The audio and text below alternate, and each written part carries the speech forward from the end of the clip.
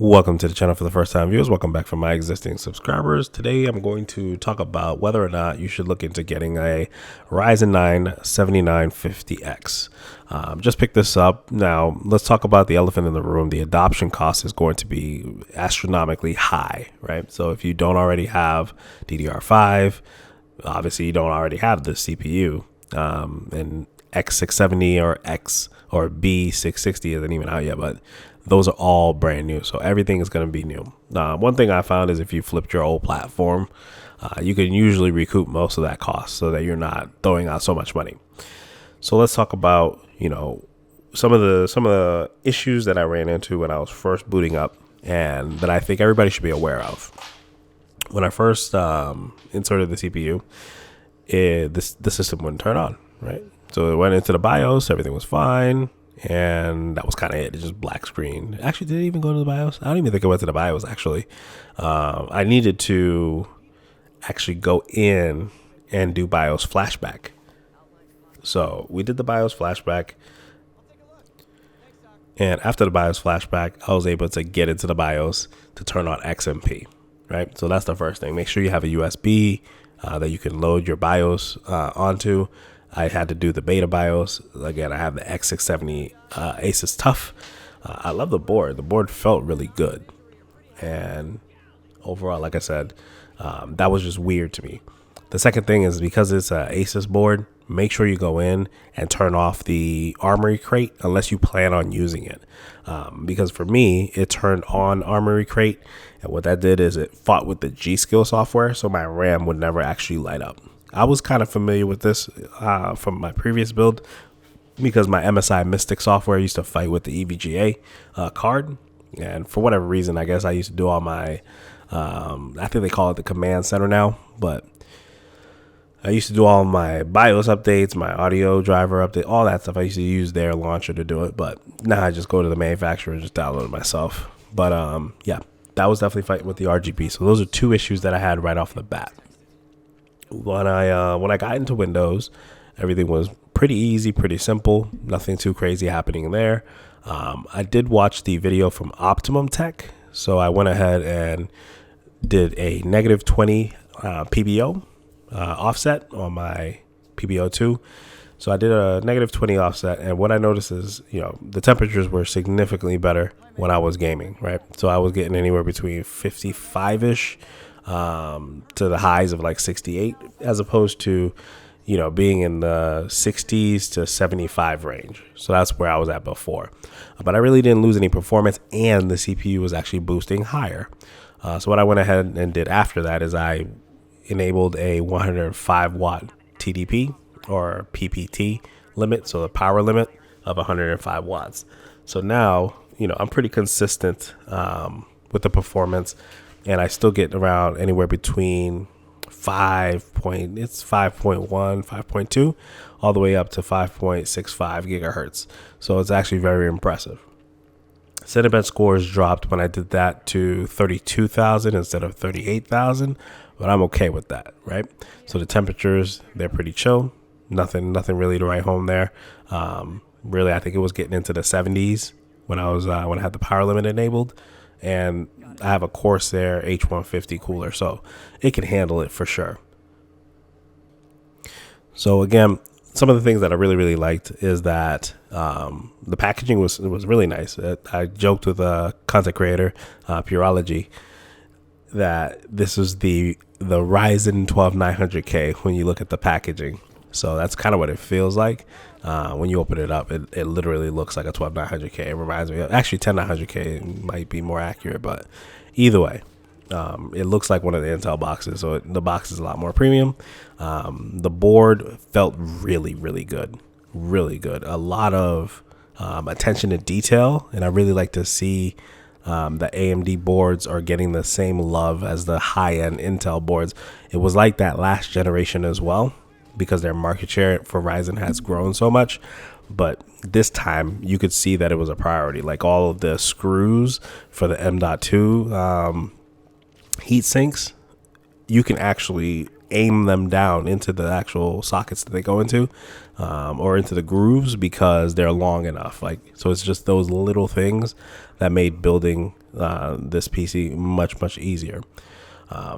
As far as the gaming performance, I just had a 5800X 3D, right? So it's not necessarily leaps and bounds better. It does feel more smooth than my 5800X 3D, and it is, I would say, a little bit more consistent. Warzone, my lows, like I run around the map now. I used to get 180, 190 lows, but I would say right now it might dip down there for a second or two, but realistically, I'm seeing about 240, 250 while I'm playing with the 6950 XT. So that's at 1440p with my custom settings. So I think that's actually really good. Whereas before, I would be in the 230s, 240s, and then, dip down into the 180s, 190s, and then come back up to 220. So this is a lot more consistent, and it could just be because I was on a 5900X and maybe these extra cores are helping out. But overall, gaming performance is solid. The editing is it leaves a little bit to be desired, right? So issue that I've had a couple of issues in the past with the AMD GPUs not being able to watch back my recordings. So getting onto this Ryzen platform has made it a lot better. And I don't know if it's because it has an integrated GPU on the CPU.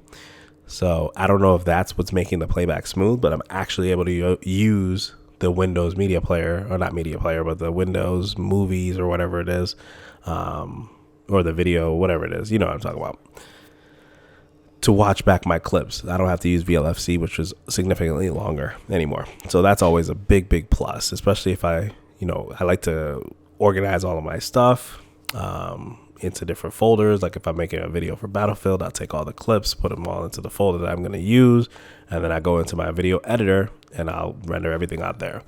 I will also say that the issue of the inverted colors has been fixed on the CPU. With my 5800X 3D, it was still messed up, but now it's completely fixed in Vegas Edit. So I guess it must be a CPU thing, maybe. I don't know. It's strange. It must be either a combo of the CPU and the GPU, but it's still Ryzen. But this is the 7000 series, so that was a big thing for me because I edited a lot of clips for Instagram, for TikTok, for YouTube Shorts, and these YouTube videos. So every time I uploaded something, the colors were off. So again, that has been fixed. One thing that has been introduced is that the OpenGL transitions are giving me a hard time. So just keep that in mind if you're buying this chip to be able to edit a lot of videos. I don't use Photoshop. I don't use Premiere. I use Corel Paint Shop Pro, which is a Photoshop competitor that you just pay one time for. And I use Vegas Edit, right? So that's an NLE that you can just get, and you just pay for it once. So with those two, Paint Shop, no issues, but Vegas, a little bit of issues on the rendering for OpenGL transitions, and that's really the only thing that I've seen, right? So other than that, everything's been good. A couple of hangs when I was trying to do a clip, a YouTube short, where it just kind of crashed the program. So I don't know what that was about, but that was the only thing that I would kind of write home about there. Overall, though, I would say get this chip. If it's this or the 59 or 7900X, it's a lock, right? So for the people that are just going to be gamers, the 7600X and the 7700X I think make a lot of sense. But I would say if you do either want to make some money on the side editing, or you want to have the option, because I'm all about the option, right? And not having to buy twice. So if you want to have the option, then of course you want to maybe look at the 50 or 70, I keep saying 5900X, the 7900X or the 7950X. And with that PBO offset, the temperatures drop significantly, and your frequency actually goes a little higher. Because when I was doing the Cinebench, the highest frequency I was getting was like 5.4 gigahertz, which is just still nuts to see, like a chip getting that high. But it was like 5.4 gigahertz, and now it's up to 5.65. So and temperatures are really good too. So when I'm gaming, again, it's anywhere between, I think I've seen the absolute lowest I've seen is like 48. That was the absolute lowest for like 10 seconds. But usually anywhere between 50 and 65 C. When I just fired it up stock, it's anywhere between 58-ish. So very high 50s to about 72, 73-ish. Occasionally dipping into a little higher 70s, but it's only briefly. So let me know what y'all think. Hopefully this kind of rant video review, I'm not the best at this, but I kind of just want to speak to what I did like about this chip. But I'm more than happy to elaborate in the comments section. So if you want to see anything or you have any questions about it, go ahead and throw it in there. So let's recap real quick. Quality is A1. The only issues, make sure you have a USB for the BIOS flashback. Go into your BIOS if you have an Asus board and turn off the Armory crate unless you intend on using it to control your RGB colors. Look into Optimum Tech's PBO video. If I remember, I'll drop it into the description. And for gaming, it's fantastic. It's A1. A little bit slower than my 5800X 3D that I had for a little bit. But there are some other situations where it was matching it. So it's like give or take. So sometimes if a game favors cache, 5800X 3D is going to be significantly faster, right? But with that said, last thing, which you already know probably looking at this, is that the adoption cost is high. So with that said, I'll catch y'all on the flip. Be easy.